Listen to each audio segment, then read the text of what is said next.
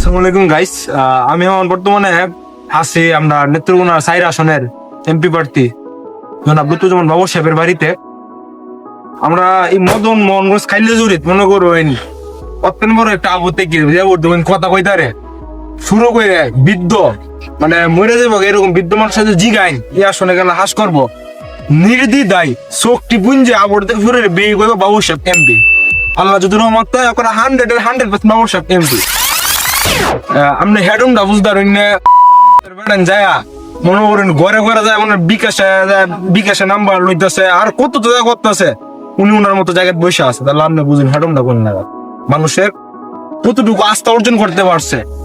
মানে উনার কাছ থেকে যারা বাংলাদেশের নেতারা আছে শিক্ষা নেওয়া উচিত। নেতার মতো নেতা লাগবো যারা মনে করুন দল মত নির্বিশেষে সবাই ভালোবাসবো। আমি সৌরভ কোনো রাজনীতি করি না, হ্যাঁ, কিন্তু তারপরও বাবর সাহেবের কথা বলতেছে ব্যক্তি বাবর সাহেব হিসেবে কথা বলতেছি। ব্যক্তির বাবর সাহেব সবাই ভালোবাসে উত্তর এলাকার উত্তর নেত্রকোনা জেলা বলেন ময়মনসিংহ সারা বাংলাদেশে ব্যক্তি বাবুরে সবাই ভালোবাসে। আর আমরা নেত্রকোনার কথা তো বাদ দিয়ে দিলাম। ও নামলে কোনটা কইন ক্লাস করবো আপনি কইন।